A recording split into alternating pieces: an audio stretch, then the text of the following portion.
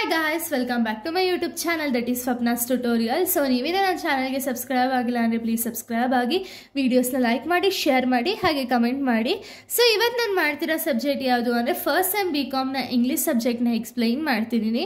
So ಅದರಲ್ಲಿ English ಗ್ರಾಮರ್ನ explain ಮಾಡ್ತಿದ್ದೀನಿ. ಸೊ ನಾನು ಪ್ರೀವಿಯಸ್ ವಿಡಿಯೋದಲ್ಲಿ ಇಂಗ್ಲೀಷ್ ರಿಲೇಟೆಡ್ ಲೆಸನ್ಸ್ ಆ್ಯಂಡ್ ಪೋಯಮ್ಸ್ನ ಅಪ್ಲೋಡ್ ಮಾಡಿದೆ. ಸೊ ಈ ಒಂದು ವಿಡಿಯೋದಲ್ಲಿ ಇಂಗ್ಲೀಷ್ ಗ್ರಾಮರ್ನ ಎಕ್ಸ್ಪ್ಲೈನ್ ಮಾಡ್ತಿದ್ದೀನಿ. ಸೊ ಇಂಗ್ಲೀಷ್ ಗ್ರಾಮರಲ್ಲಿ ಆಲ್ರೆಡಿ ಒಂದು 2 ಟೈಪ್ಸ್ ಆಫ್ ಗ್ರಾಮರ್ಸ್ನ ಎಕ್ಸ್ಪ್ಲೈನ್ ಮಾಡಿದ್ದೆ. ಸೊ ಈ ಒಂದು ವಿಡಿಯೋದಲ್ಲಿ ನೆಕ್ಸ್ಟ್ ಒಂದು ಪಾರ್ಟ್ ಆಫ್ ಗ್ರಾಮರ್ನ ಎಕ್ಸ್ಪ್ಲೈನ್ ಮಾಡ್ತಿದ್ದೀನಿ. ಓಕೆನಾ?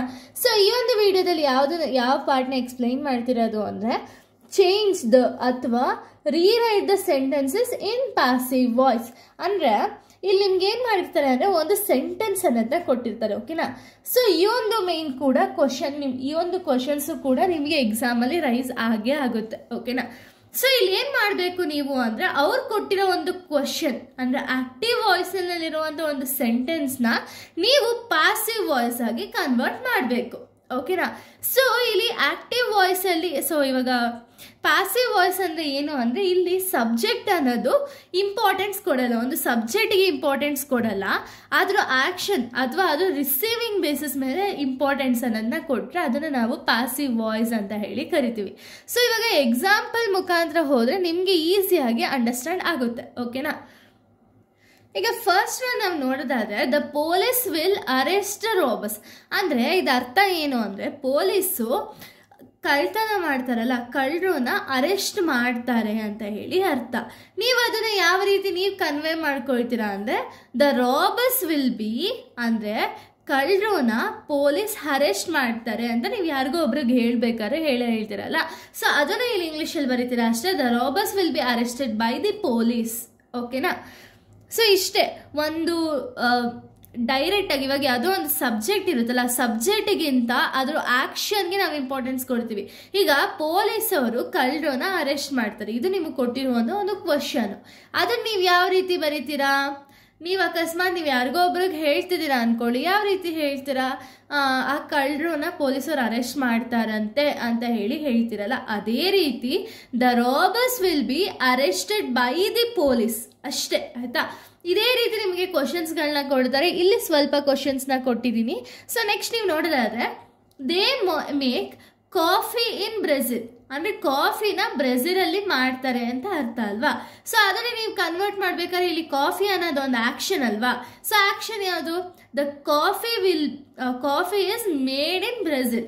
ಸೊ ಎಲ್ಲಿ ಕಾಫಿ ಮಾಡ್ತಿರೋದು ಅಂದರೆ ಬ್ರೆಜಿಲಲ್ಲಿ ಅಂತ ಫಸ್ಟ್ ಹೇಳ್ತಿರೋದು. ಬಟ್ ಕಾಫಿ ಅನ್ನೋದನ್ನ ಬ್ರೆಜಿಲಲ್ಲಿ ಮಾಡ್ತಾರೆ ಅಂತ ಹೇಳಿ ಸೆಕೆಂಡಲ್ಲಿ ನೀವು ಆನ್ಸರ್ ಅನ್ನೋದನ್ನ ಬರೀತೀರಾ.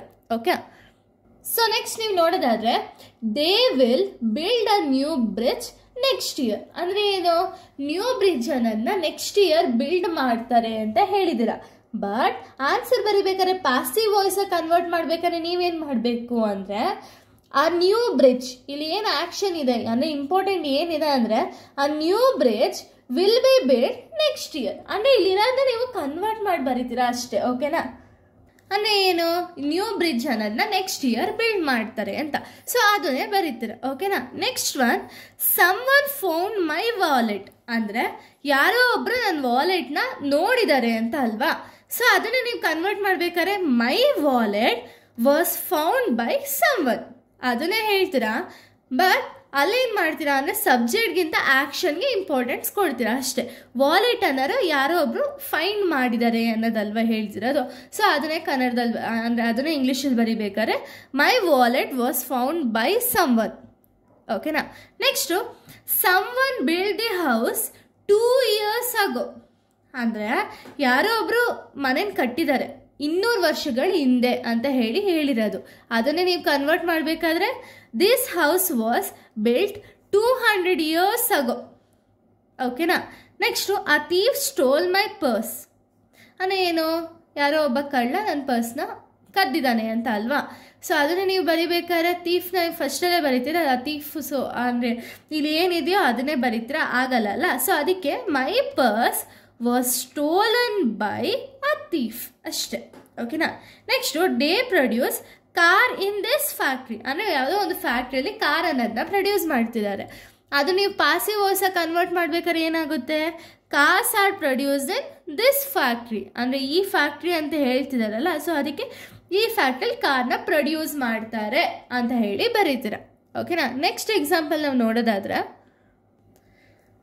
Someone stolen John bike last night, ಅಂದರೆ ಯಾರೋ ಒಬ್ಬರು ಜಾನ್ ಬೈಕ್ನ ಅಂದರೆ ನೈಟು ಕಳ್ತನ ಮಾಡಿದ್ದಾರೆ ಅಂತ ಹೇಳಿ ಅರ್ಥ ಅಲ್ವಾ. ಸೊ ಅದನ್ನೇ ನೀವು ಬರಿಬೇಕಾದ್ರೆ John's bike was stolen last night ಅಂದರೆ ಅದನ್ನೇ ಬರೀತೀರಾ, ಬಟ್ ಉಲ್ಟಾ ಬರೀತೀರಾ ಅಷ್ಟೇ. ಓಕೆನಾ. ಸಿಂಪಲಾಗಿ ಅರ್ಥ ಮಾಡ್ಕೊಳ್ಳಿ.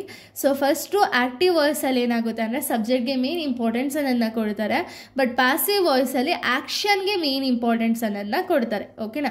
Next they will deliver my laptop on Monday ಲ್ಯಾಪ್ಟಾಪನ್ನು ಡೆಲಿವರ್ ಮಾಡ್ತಾರೆ, ಅದನ್ನೇ ಬರಿಬೇಕಾರೆ my laptop will be delivered by them on Monday ಅದನ್ನೇ ಬರೀತೀರಾ, ಬಟ್ ಉಲ್ಟಾ ಬರೀತೀರಾ ಅಷ್ಟೇ.